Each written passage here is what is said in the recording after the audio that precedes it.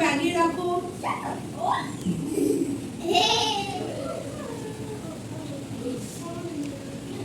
নন্দিনী খাতা ব্যাগে রাখো।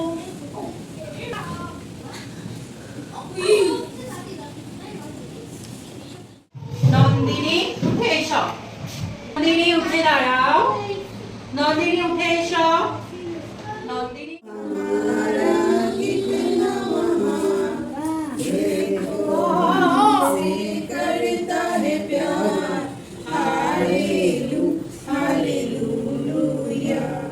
আমার মেয়ে নন্দিনী দাস, ওকে আমি এই স্কুলে 1 বছর আগে অ্যাডমিশন করিয়েছিলাম। তখন যে সিচুয়েশনে ছিল তার থেকে এখন অনেক বেটার, অনেক ডেভেলপড।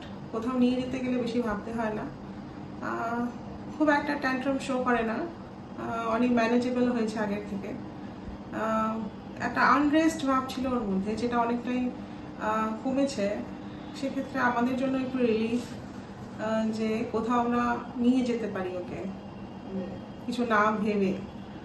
আর স্কুলে এসে এমনি একটু অর্গানাইজড হয়েছে, শেডিউলড হয়েছে, নিজের কাজগুলো নিজে অনেকটাই করতে পারে, সেলফ হেল্প স্কিলগুলো আস্তে আস্তে গ্রো করছে। এটাই ভালো লাগে।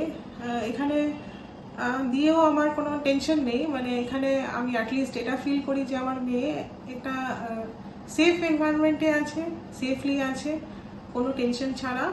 এবং আমার যা ইস্যুস, যা প্রবলেম আমি আমার এখানকার টিচারদের সাথে শেয়ার করতে পারি, এবং তার এগেনস্টে আমার কি স্টেপ নেওয়া উচিত বা কীভাবে আমি প্রসেস করব তার একটা গাইডেন্স পাই, যেটা বেশ ভালোই লাগে।